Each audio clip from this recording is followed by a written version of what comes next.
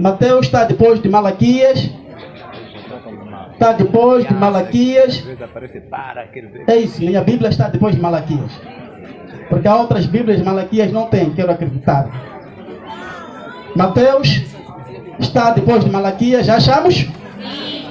Mateus capítulo 1, no seu versículo 1. Assim leio.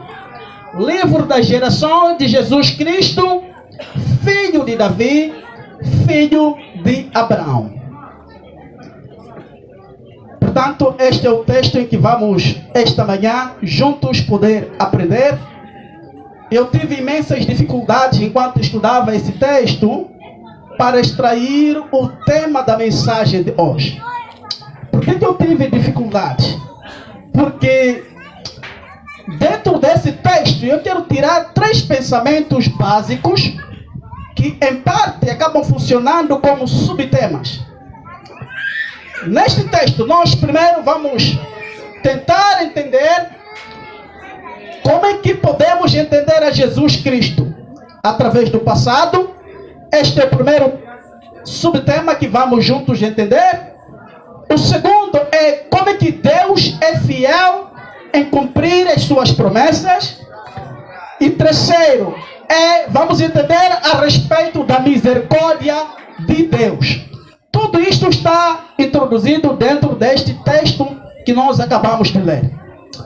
Para nós entendermos primeiro o primeiro conceito de como é que Deus, o primeiro conceito relacionado ao passado, como é que nós podemos entender a Jesus Cristo através do passado, nós temos que entender, em primeira instância, o propósito de Mateus ao escrever este livro.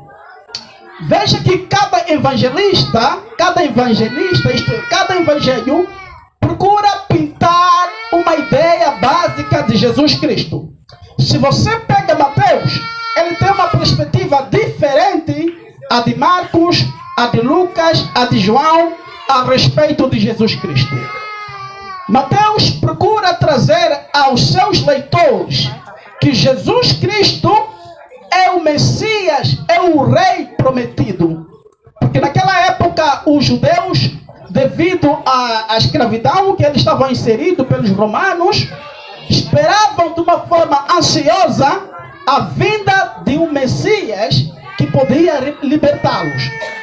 Portanto, Mateus procura trazer essa visão de que o Messias, que eles em parte rejeitaram, era o Messias prometido. E ele procura vir do mais infinito da história para a realidade, ou por outra, para uma história que eles já conheciam. E ele começa o seu texto, livro das gerações de Jesus Cristo, filho de Davi, filho de Abraão.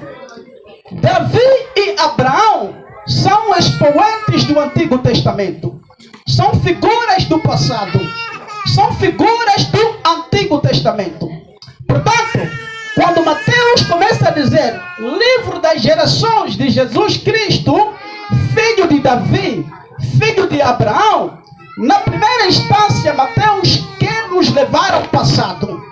Isto é, para que nós possamos compreender ao Messias, para que nós possamos compreender a Jesus Cristo, nós temos que ir para o passado, que é figurado na pessoa de Davi e na pessoa de Abraão, que são expoentes do Antigo Testamento. É interessante que você não pode falar do Antigo Testamento sem que você fale dessas duas figuras proeminentes, essas grandes figuras. E Mateus, apercebendo-se disto, de que para nós de fato percebermos quem Jesus é, a sua essência, a sua pessoa, nós temos que ir para o passado. Repito de novo. Livro das gerações de Jesus Cristo, filho de Davi, filho de Abraão. Ao proferir essas palavras, Mateus, ele estava em parte a nos dizer que Jesus não veio ao mundo de paraquedas. Ele não caiu de paraquedas.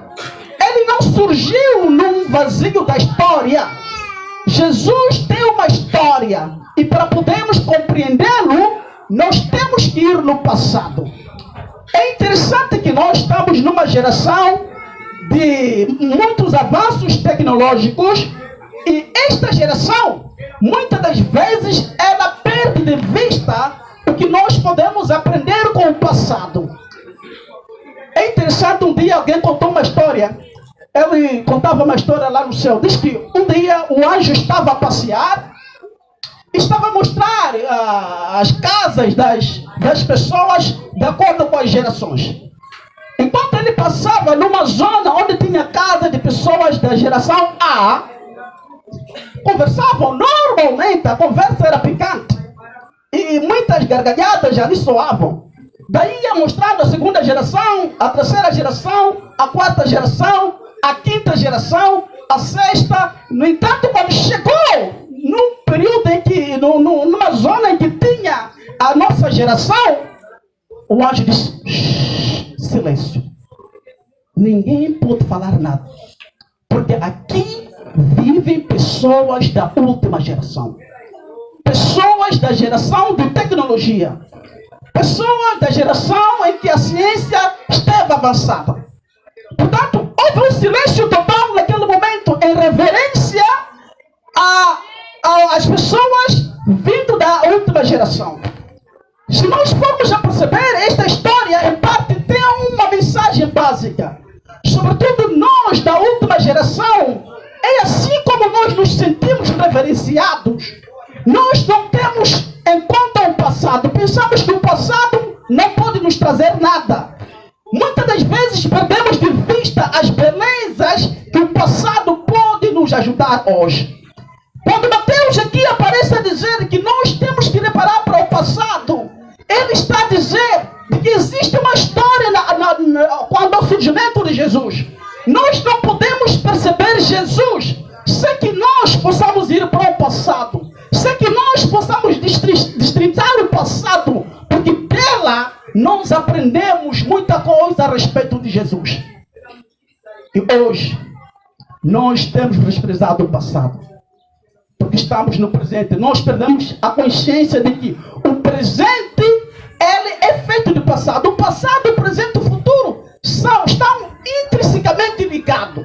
Não tem como você prosperar no futuro, uma vez que você não experimentou do passado, não viveu, ou por outra, não teve uma noção daquilo que terá ocorrido no passado. Se você vai para Eclesiastes capítulo 1, versículo 9, você vai compreender que não há nada novo debaixo do sol.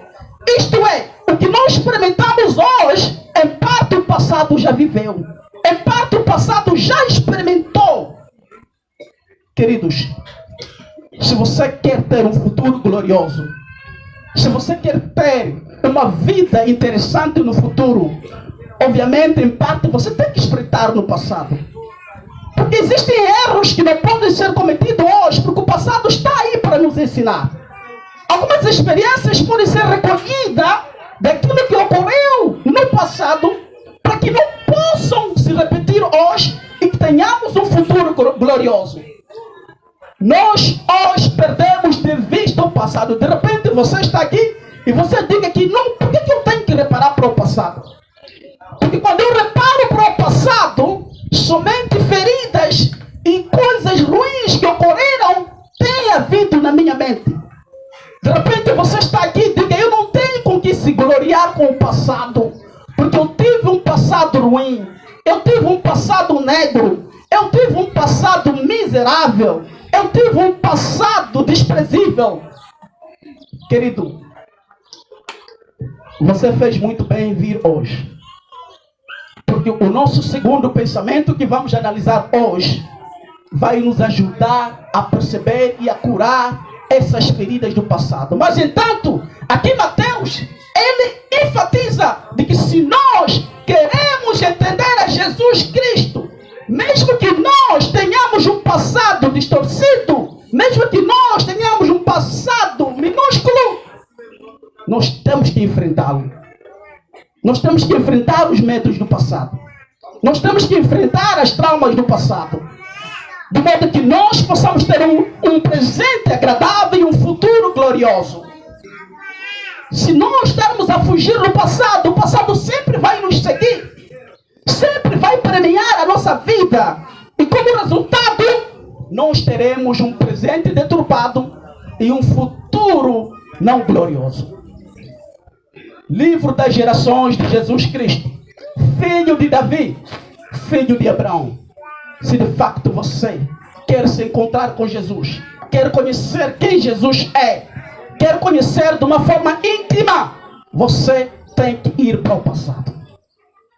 Queridos, neste momento eu quero entrar no aspecto principal da minha mensagem. Não poderia ir para o segundo pensamento, porque o texto me obrigava a falar isto, sem que eu, portanto, falasse do primeiro pensamento, ficaria isolado. O segundo pensamento, voltando para o nosso texto. Livro das gerações de Jesus Cristo, filho de Davi, filho de Abraão. O segundo pensamento, que é o principal que eu trago esta manhã, é: Deus é fiel em cumprir a sua promessa. Como é que nós tiramos esta realidade aqui nesse texto? Deus é fiel em cumprir a sua promessa. Queridos, dentro dessas duas figuras, sempre vamos analisar essas duas grandes figuras. Davi e Abraão são figuras do passado, expoentes do Antigo Testamento. Abraão, através do livro de Gênesis, capítulo 12, versículo 3, recebeu uma grande promessa com Deus. Deus disse a Abraão: em ti serão benditas todas as nações da terra.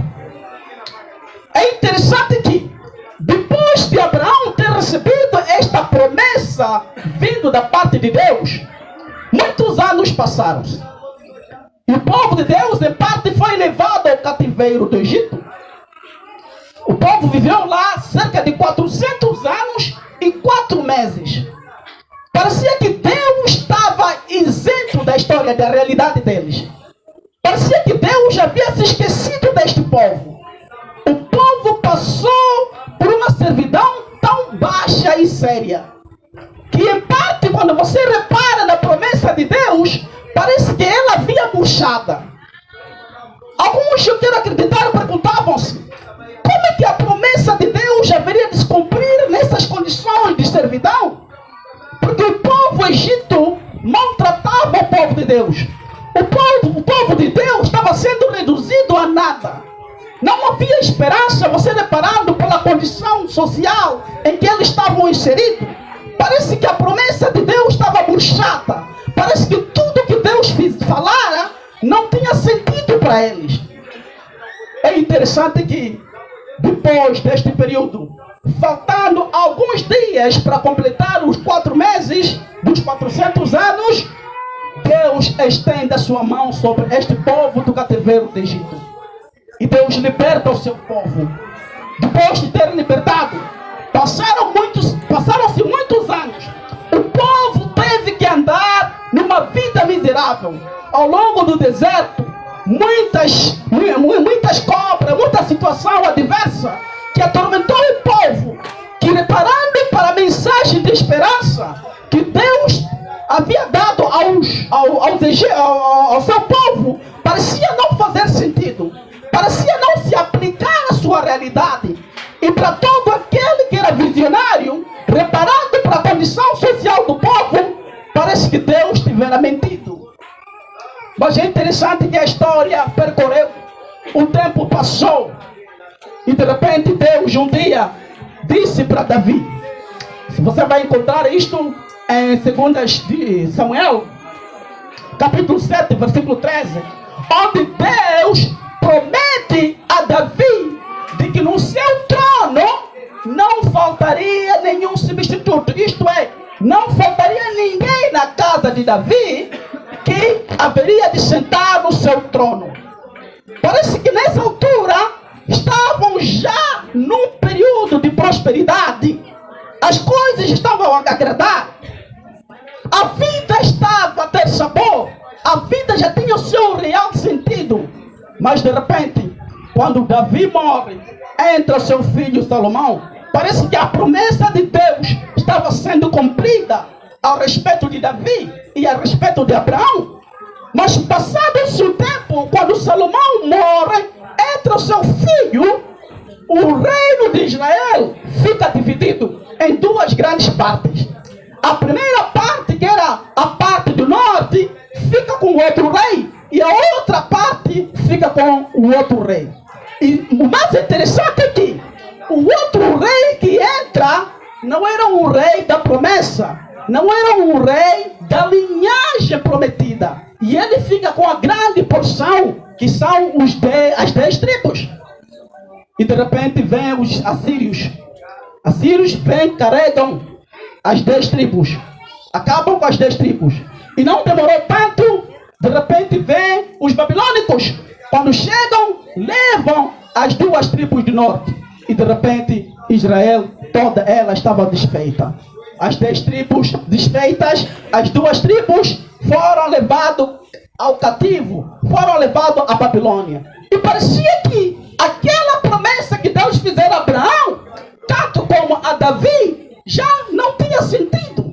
Parece que ela estava murchada, parece que ela estava acabada, parece que ela era uma promessa infrutífera que não haveria de se cumprir. Mas o tempo passou, a vida correu. De repente, o povo estava lá na Babilônia. O povo esteve na Babilônia durante 70 anos. Um período muito amplo. E quando chegou o momento da soltura, vamos assim dizer, o povo teve que sair. Quando sai já o povo da Babilônia, volta, começa a edificar a sua cidade, que naquela altura já estava destruída. Depois, não demorou muito tempo, começaram a ocorrer guerras civis. Lá para os anos 134 até 131, houve uma das guerras tão picantes entre os generais de Macabeu, tanto como os de Antíoco Epifano. Eles aparecem agora em Jerusalém, já edificada, tentando obrigar o povo, de modo que o povo pudesse adorar aos seus deuses. Queriam acabar com o culto, mas o povo, liderado por Judas Macabeu, não aceitou em negar ao seu Deus. E houve uma guerra de 3 anos, depois de muitos terem morrido. E assim que o povo de judeu conseguiu a sua libertação religiosa, colocaram o Judas Macabeu como rei. Parece que Deus, a sua promessa era equivocante. Parece que ele falara aos olhos de Davi não tinha sentido. De repente agora já estamos a ver um rei da outra linhagem. E a história foi, cumpriu-se, passou-se, a vida começou a correr. E não levou muito tempo. Nós lemos agora no livro de Lucas, capítulo 1, versículo 31 até 33. Nós lemos agora que, chegado o tempo, nasceu Jesus, filho de Davi. Se você ler Gálatas agora 4:4, diz que chegada a plenitude dos tempos, Deus enviou o seu filho, nascido de mulher. É interessante que como é que Deus é fiel em cumprir a sua promessa. Sabes, eu quando começo a meditar nisto, começo a ver a mão de Deus na história. Mesmo que haja grandes tempestades, mesmo que haja grandes vendavais, se Deus prometeu, se Deus falou, não há tempo, não há tempestade, não há ciclone, não há história, não há nada capaz de impedir a fala de Deus. Deus prometeu de que haveria um rei que haveria de sentar-se no trono de Davi. Embora que o tempo parece sucumbir a esta realidade, parece acabar com esta verdade, parece não terem feito essas falas de Deus, mas porque Deus falou, obviamente se cumpre. De repente esta manhã eu estarei falando para alguém que já perdeu esperanças, já não tem mais razões para viver, já não encontra razões para sorrir, já não encontra motivo para dar gargalhada com a vida, Porque a vida tem lhe permeado feridas. Porque a vida tem lhe trazido sequelas tão amplas que quando repara para si, acha que já não tem mais solução, já não tem mais escape. Querido, aqui nós estamos a ver, Deus é fiel em cumprir a sua palavra. Não importa quanto tempo leve, não importa quais são as circunstâncias, mas porque Deus falou, efetivamente, no tempo oportuno, irá se cumprir. Um dia eu estava a pregar, babava sede. De repente, quando terminei, estava a visitar casas, não é? Nas casas. Encontrei uma irmã numa casa em que ela contou uma história interessante. Disse, pastor, posso falar? Eu disse, pois não, irmã. Disse, pastor, eu estou com uma situação. Estou ainda com uma situação. Eu disse, o que se passa, irmã? Eu disse, pastor, eu na minha família, fui consagrado para estar em frente das cerimônias. Nenhuma cerimônia poderia começar sem que eu desse a voz do comando. Com isso, pastor, eu fui entregue a um homem. E este homem, só eu podia ver. Só eu podia ver. Ninguém mais. É normal eu dormir assim. Ele vinha também dormir comigo. E ele dizia, não quero que você case com uma outra pessoa. A partir do momento em que você casar com uma outra pessoa, vou terminar o relacionamento e vou te ferir. A senhora desesperada foi batizada na igreja adventista pela primeira vez. Portanto, ela não tinha uma comunhão. Fazia aquilo como festa, como uma diversão. E a igreja, mas aquele homem ainda continuava. Casou-se pela força com o primeiro homem. Só lhe deu de presente um filho e depois foi embora. Casou-se com o segundo homem. Também deu de presente um filho e foi embora. Casou-se com o terceiro homem. Deu de presente um filho, também foi embora. Ela estava desesperada. Pastor, eu acho que vale a pena me enforcar. A minha vida não tem sabor. A minha vida não tem sentido. Porque não faz sentido, pastor. Como é que eu vivo? Não tenho paz. A minha vida é uma miséria. Uma mulher como a mim, sobretudo nessa região em que nós estamos aqui, em que o casamento é tão relevante, e uma mulher sem um homem é tão desprezada. Eu não consigo, pastor. Eu disse, amiga, existe um Deus maior. Um Deus que está além das nossas expectativas. Um Deus que está além dos nossos esforços. Um Deus que está além, transcende tudo. Bastando crer nele. Esta irmã acreditou. Aceitou a Jesus agora. Foi batizada pela segunda vez. Foi rebatizada. A última vez quando eu voltei, perguntei, irmã, aquele seu marido ainda vem? Disse, nada, pastor, já não vejo.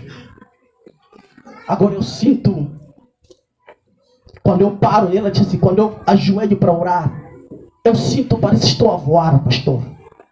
Eu sinto uma presença de Jesus na minha vida.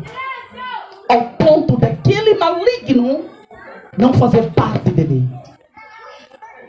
Como que Deus é bom em cumprir a sua promessa. Você está aqui esta manhã, de repente ansioso para contrair o matrimônio. Há tanto tempo você tem esperado. No entanto, você tem visto, parece estar a demorar. Deixa eu dizer uma coisa, amigo. Deixa eu dizer uma coisa, amiga. Deus é fiel em cumprir a sua promessa. Tenha fé. Sabes, a palavra esperar, ou a palavra esperança, porque promessa ela também pode se traduzir como esperança nesse contexto em que estamos aqui a falar. Ela parece ser uma palavra tão bonita de ser expressada. Você já viu uma criança que aprende a falar pela primeira vez, e que ela descobre que falar é algo mais tão bonito de se fazer? Ela aprende a chamar mamá, papá. Parece que essa palavra não sai dos seus lábios. Qualquer pessoa que aparece com saia capulana, ela chama mamãe. Ou qualquer homem que aparece de calças para ela, porque ela aprendeu isso, ela chama papá. É do mesmo jeito que nós fazemos com a palavra esperança em Deus. Nós já falamos assim, por ser palavra tão bonita de ser dita. A sua melodia é tão agradável. Mas, queridos, eu quero vos levar para uma reflexão esta manhã, de que a coisa mais picante no cenário não é expressar essa palavra, não é ter efetivamente esperança, mas sim, é como você suster-se com esperança. Enquanto Deus está a demorar, já passa tanto tempo, já passa tantos anos, você esperando. Parece que Deus está no silêncio. Você está com uma dor tão picante e profunda. Como se manter em pé? Como alimentar essa esperança? Neste período de espera que é tão longo, que nós bem sabemos que não é fácil esperar, porque ela acarreta dor, acarreta custos.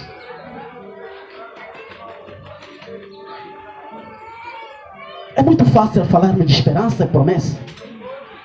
Se nós formos a voltar para a realidade deste povo, 400 anos, esperando de uma libertação, levando chicotes, sendo maltratados, comendo uma comida miserável, mas mesmo assim manteram-se firmes esperando, gritavam o nome de Deus, ajoelhavam-se orando. De repente você está aqui esta manhã, já não tem forças.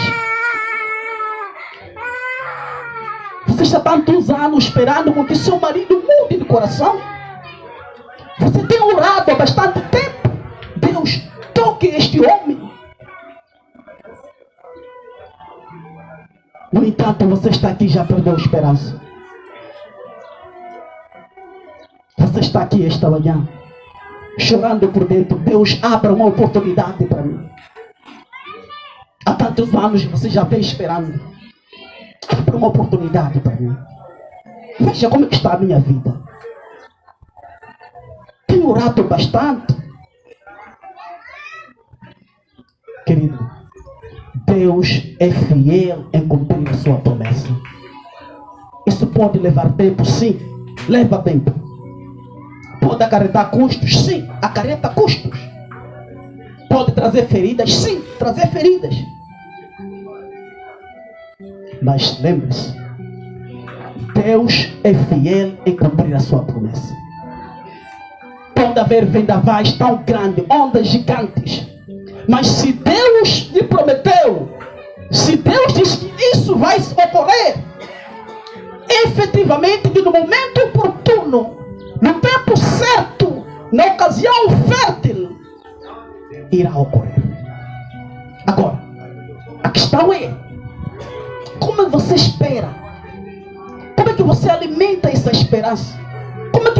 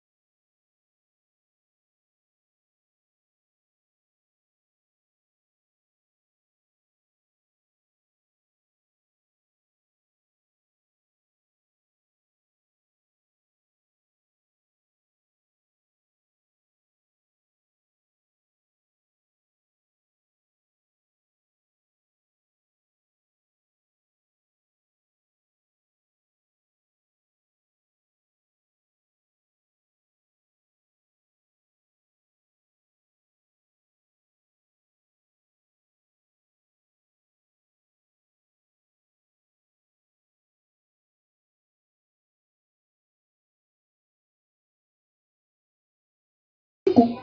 Quando nós esperamos e chega um momento em que a dor é tão picante, indescritível, que não pode ser mensurada,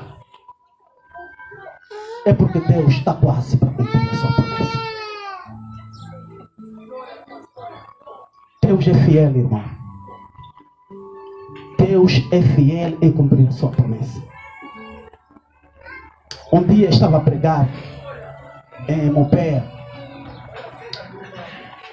Dali veio uma irmã. Disse: pastor, eu tenho 2 assuntos. Primeiro assunto, pastor, eu quando estou na machamba a cultivar,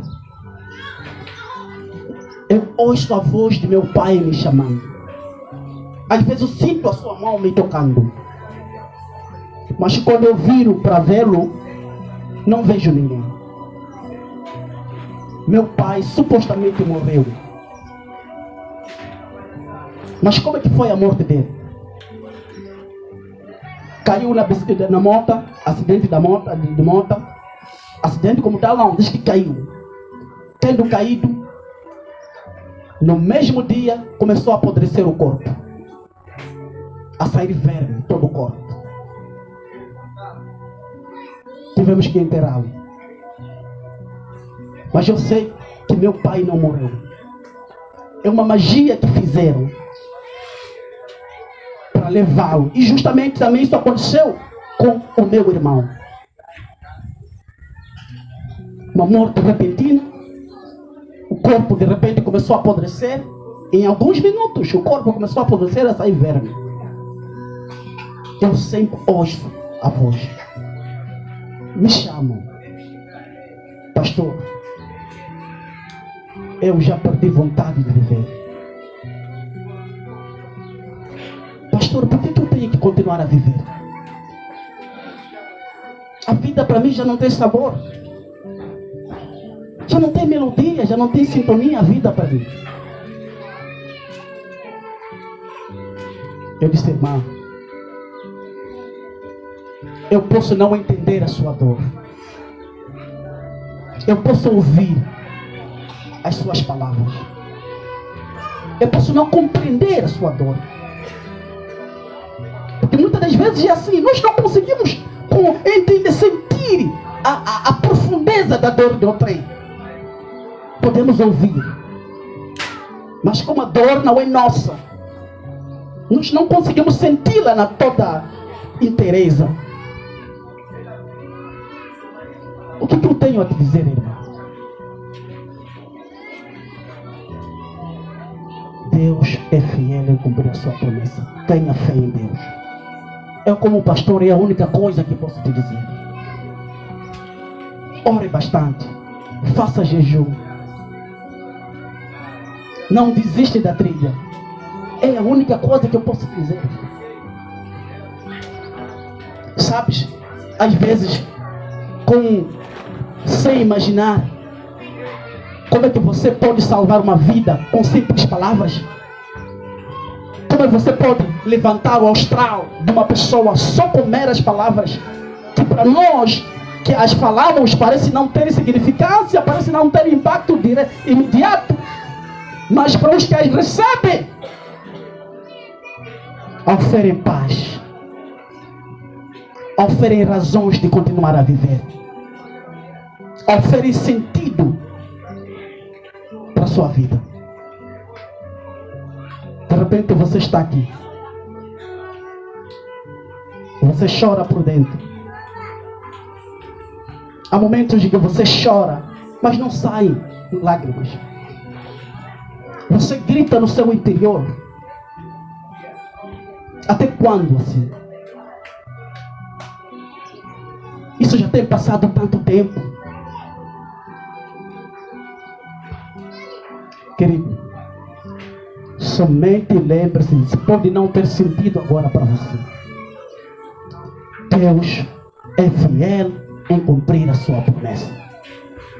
Pode demorar, sim, mas lembre-se, Deus é fiel em cumprir a sua promessa. Terceiro pensamento que quero tirar convosco esta manhã: Livro das gerações de Jesus Cristo, filho de Davi, filho de Abraão. É interessante que você, quando lê os versos a seguir, você vai encontrar Tamar, Raabe, você vai encontrar Judá, vai encontrar Batseba, vai encontrar Urias. Todos esses estão ligados. Se você ler até verso 10, vai encontrar todos esses estão ligados na árvore genealógica de Jesus. Isto é, são descendentes da família de Jesus, são partes da família de Jesus. O terceiro pensamento que quero aqui analisar convosco esta manhã é concernente à misericórdia de Deus. É concernente à misericórdia de Cristo. Veja só, Raabe, você conhece Raabe? Aquela prostituta que guardou aqueles espiãs que foram, aquela prostituta cananeia, que guardou aqueles espiãs que foram sondar a cidade. Diz que ela é família de Jesus.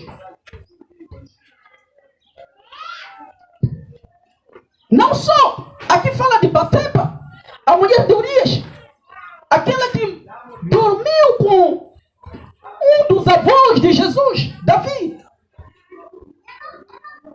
Diz que também faz parte da família de Jesus. Aqui fala de Judá, que dormiu com sua sogra. Diz que faz parte da família de Jesus. Aqui fala de Ruth, uma estrangeira. Diz que também faz parte da família de Jesus. Isso é misericórdia, queridos irmãos. Isto é misericórdia, graça da parte de Deus. Quer dizer que Jesus não é só família das pessoas de elite, das figuras interessantes que é Davi e Abraão, de Salomão, de Jessé. Jesus também é família de prostitutas. Jesus descende desta linhagem de Raabe. Jesus descende da linhagem de Tamar, de Judá. Isto é misericórdia. Cristo aqui estava sendo pronunciado de que, como rei, por outra, não somente rei seria, mas ele também seria um rei misericordioso. O seu reino estaria preenchido de misericórdia. E isto é parte, resume-se em amor, que ia governar o seu reino. Sabe, queridos, há muita gente que já perdeu a vontade de continuar vivendo, porque acha-se pecadora. Porque muitas das vezes o pecado nos leva a esta consciência, nos faz sentirmos indignos, insuficientes, incapazes. Mas aqui nós estamos a ver que Cristo não se importa. A sua linhagem é linhagem de pecadores. Até prostitutas fazem parte da sua família. Mentirosos fazem parte da sua família de acordo com a sua linhagem. Adúlteros fazem parte da sua família. Queridos, em outras palavras, nós encontramos também aqui uma mensagem de esperança para nós pecadores. De repente você entrou aqui esta manhã com uma consciência pesada. Você cometeu tanta coisa ao longo da sua vida. E muitas das vezes você se acha indigna e insuficiente. Quer dizer, não tem um astral levantado para Cristo. Porque se acha como uma minhoca. De repente como uma pulga. Querido, deixa eu te dizer uma coisa. Você faz parte da família de Jesus. Se você é pecador, ou se você é pecadora, Se por lapso você um dia cometeu um pecado, você faz parte da família de Jesus. Porque aqui, de acordo com a realidade do texto, menciona de que Jesus não é filho, quer dizer, não vem somente da parte dos nobres. A sua linhagem, a sua árvore, não somente ela descende dos nobres e puros, porém ela descende dos pecadores. Tem esta parte dos pecadores. Como vinha dizendo, muitas das vezes o pecado nos subjuga. Ele nos coloca num patamar, numa tope da vida, imerecentes. É claro que nós temos este status, mas quando nós olhamos para Cristo, quando olhamos naquilo que Ele é, no seu trabalho, na sua linhagem, na sua árvore, nós entendemos de que não, apesar de eu ser pecador, apesar de eu ter cometido tantos erros, eu sou família de Jesus. Jesus faz parte da minha família. Em outras palavras, eu encontro misericórdia em Cristo. Eu encontro nova oportunidade em Cristo. Eu encontro uma nova chance em Cristo.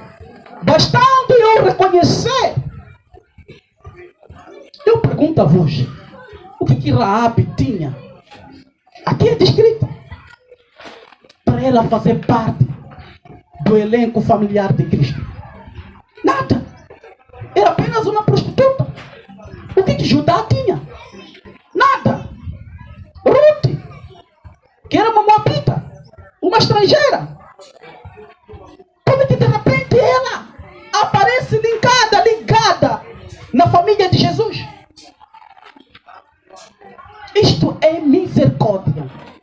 Isto é graça. Deus está a nos transmitir esta manhã de que é graça. Não importa quantos erros nós já cometemos. Não importa quão longe nós fomos. Não importa qual é a cor dos nossos pecados. Mas importa hoje reconhecermos e irmos diante dele e fazermos parte desta família de Jesus, que é uma família gloriosa. Alguém disse um dia, se por engano, se por lapso um dia nós perdermos a salvação, não será pela multidão dos nossos pecados, porém será pelo fato de nós termos pecado e não quisermos nos reconciliar com Cristo. Querido, Mateus aqui procura nos transmitir três realidades. Primeiro, para nós compreendermos a respeito de Jesus, nós temos que visitar o Antigo Testamento. Nós temos que ir no passado. Nós temos que ver no expoente os dois grandes expoentes, Davi e Abraão. E ele também nos apela de uma forma aplicada de não desprezarmos o passado, de não perdermos a beleza que o passado é capaz de nos transmitir. E em segunda instância, através desta promessa que foi feita lá na eternidade, lá há muito tempo, e que ela vem se cumprindo ao longo da história, ele procura nos transmitir de que Deus é fiel em cumprir a sua palavra. E por fim, ele nos mostra qual a dimensão da misericórdia de Deus em salvar os estrangeiros, em congregar na sua família os pecadores, não importando os seus pecados. Um dia eu estava a pregar na prisão. É interessante que na prisão, quando você vai para pregar, você ouve N histórias. Há tanta gente inocente lá e há tanta gente também desinocente lá. Mas o importante é que são as histórias que são impactantes. Das pessoas que um dia se convertem. Um dia, quando estava a pregar, de repente deparei-me com um homem. Era pastor lá. Nas prisões, geralmente, nas celas lá, eles têm um momento de louvor e adoração, dependendo dos dias que eles vão. Geralmente tem sido nos domingos lá. Então, o homem pregava. Era o pastor da prisão. Quando ele parasse para orar, parecia que até a prisão ia estremecer. Só que este homem tinha uma história bem comprida. Ele estava na prisão, estava preso, porque havia roubado, cometido um delito. Preso e condenado a 6 anos. Mas Deus não se importa com isto. Só que ele tinha um auxílio da vida. Em outras palavras, tinha uma droga, um medicamento, que alguns chamam de auxílio da vida, não é? Guardado lá em casa. Feito por ele e a mulher. A mulher sabia do segredo. E as instruções básicas do que devia fazer, do que não devia fazer. Então, o homem, enquanto cumpria a sua pena, pregava, orava. Muita gente vinha a Cristo. A mulher descumpriu o protocolo daquela coisa, isto é, o auxílio da vida lá em casa. De repente aquele homem começou a correr na prisão. O grande pregador, o grande pastor, a Bíblia que ele usava para ministrar, começou a rasgar folha em folha. Porque ele passava todo dia se machucando, limpava as suas feridas. Já não podia se comunicar com ele. Já estava transformado em animal. Quando a mulher vinha visitá-lo na prisão, ele dava corrida à mulher no meio da visita. Porque entendia que a mulher era culpada. Foi um filme bem comprido. Parece aquele filme indiano, né? 3, 4 horas de tempo. Comprido. E a história foi durando. Um dia, dissemos ao homem: o que você fez? Qual é a cor do seu pecado? Quem é você? Ao ponto de Jesus não te salvar. Fez oração. Fomos dando assistência ao homem. Deus é bom. Para além de ele ser misericordioso, ele é bom. Para além de ele cumprir a sua promessa, ser fiel à sua promessa, ele é bom. Deus cura este homem. O homem volta no seu estado normal. Onde eu parei, disse: não importa qual o pecado que a gente cometa, se nós, de uma forma sigilosa, irmos a Ele e querermos entrar numa nova temporada de vida e construirmos uma nova história, obviamente que Ele está apto para nos perdoar. Agora eu pergunto a ti: quantos pecados você tem? Qual é a quantidade dos seus pecados?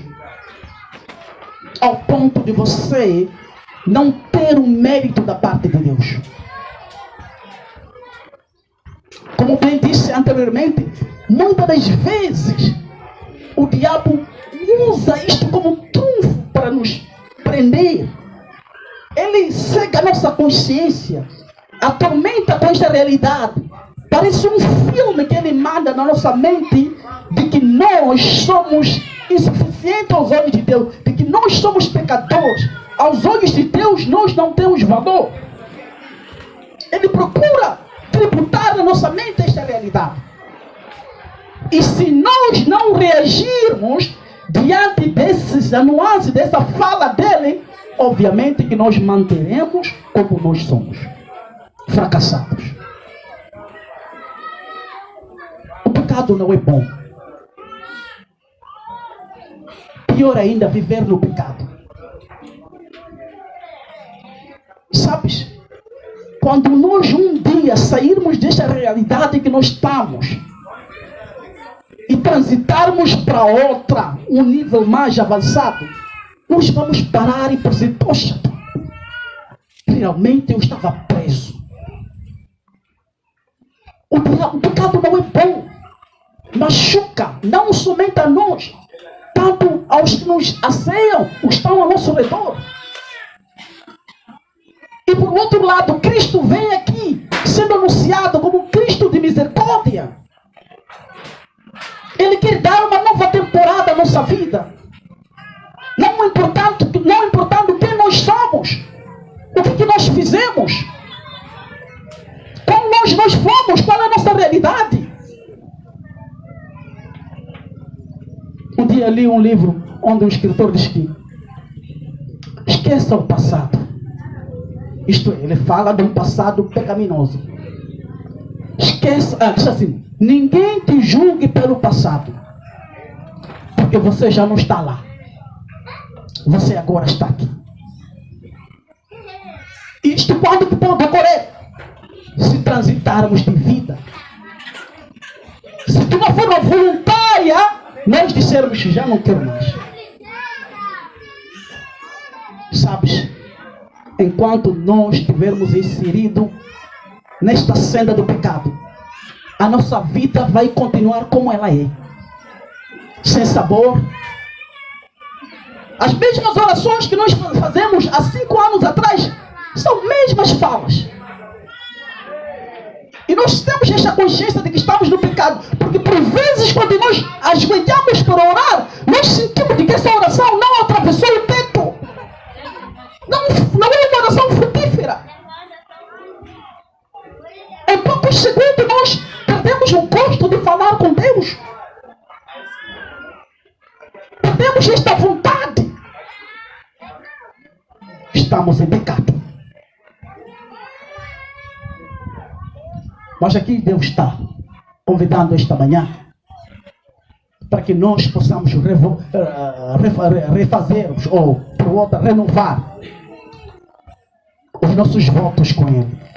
Sei que já conhecemos Ele um dia. Deus nos convida esta manhã para renovarmos os nossos votos com Ele. Sei que nós nunca o conhecemos um dia. Ele também nos convida esta manhã para encontrarmos-nos com Ele. Celebrarmos um pacto matrimonial com Ele e vivermos uma vida de comunhão com Ele.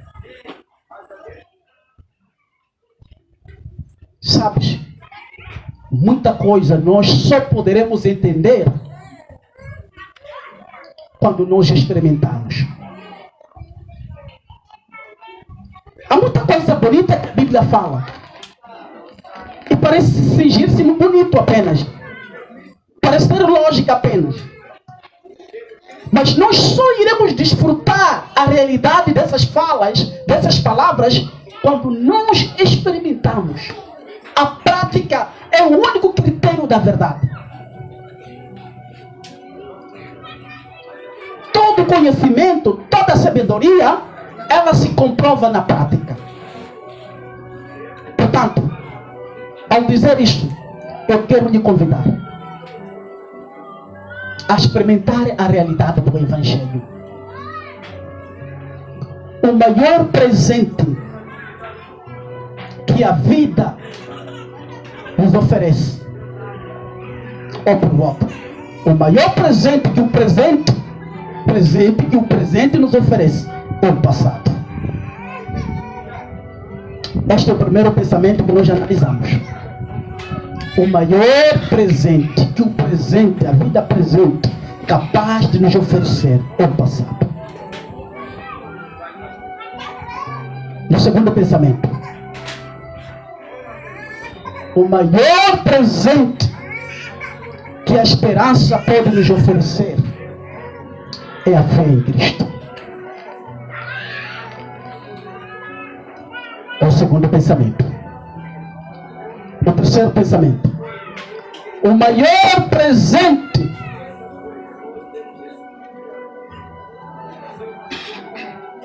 que a história, as circunstâncias da vida pode nos oferecer é a salvação, a misericórdia de Cristo.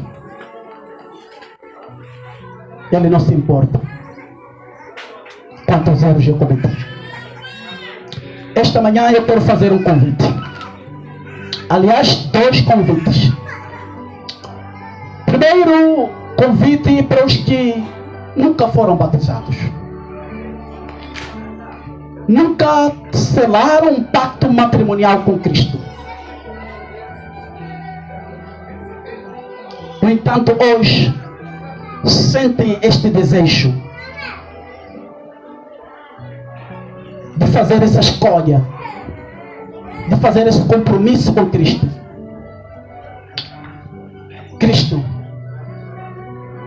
eu quero ser membro da sua família. De repente o seu coração diz assim: eu nunca fiz parte desta família, mas hoje, depois de ter percebido de que o Senhor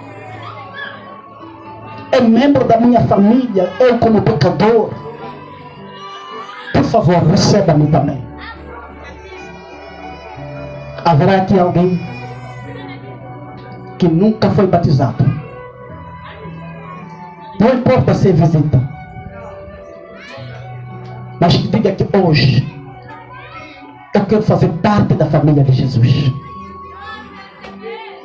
Esta família, ela pode ser entendida em 2 vertentes. Primeiro, ao ligar-se com Cristo, ao conectar-se com Cristo, você logo está fazendo parte da família dele, de acordo com o texto que nós vimos. E por outro lado, ele tem uma família maior, que é a sua igreja.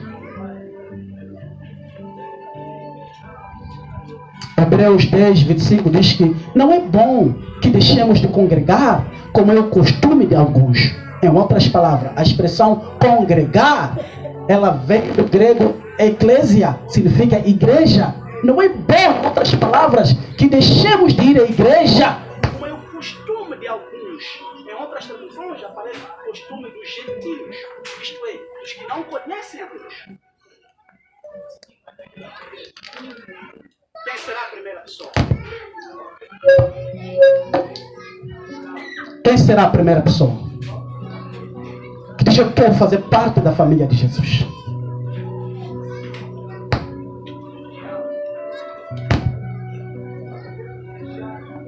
Muito obrigado. Mantenha-se com o braço erguido. Se cansar, troca de braço. Muito obrigado.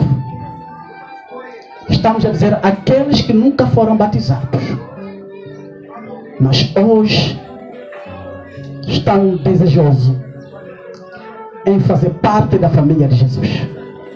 Muito obrigado. Por que não se colocar em pé? Não tenham vergonha.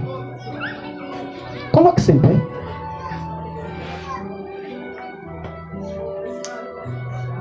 Haverá mais alguém? Muito obrigado. Muito obrigado, querida irmã. Mais alguém que está a relutar aí? Muito obrigado. Mais alguém que está a relutar aí? Sabes, existem coisas que nós podemos adiar na vida, sabiam? Um casamento como o de irmão Pimba pode ser adiado, não é nada.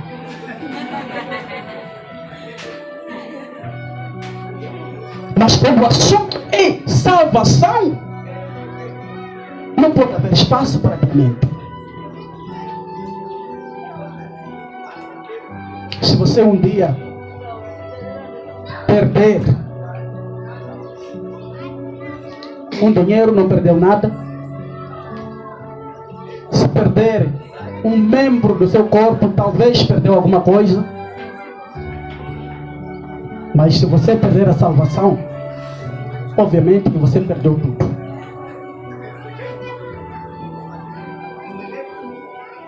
Haverá mais alguém aqui antes de chamar o segundo grupo?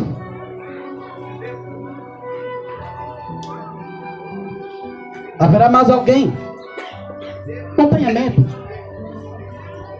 Não tenha vergonha, seja você mesmo. Muito obrigado. Aliás, quem eu sou, entenda, quem eu sou, não é quando eu estou na multidão. Quem eu sou de verdade?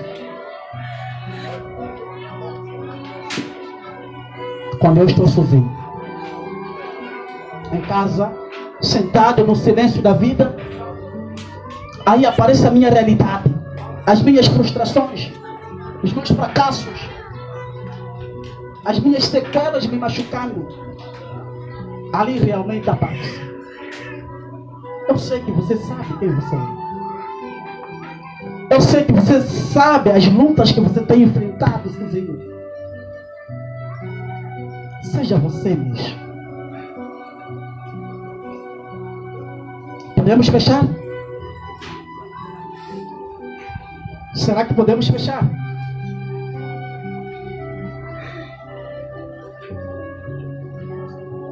Muito bem. Agora eu vou levantar o segundo grupo. Aqueles que um dia, ou por outra, vou colocar desse jeito. Aqueles que têm esperado tanto tempo por uma bênção por parte de Deus. No entanto, parece que a bênção está a demorar. Às vezes até perdem o foco, parecem sair da trilha e também perdem a esperança. Mas hoje entenderam de que há necessidade de esperar, por mais que o tempo vá, porque Deus é fiel em cumprir as suas palavras, e querem assim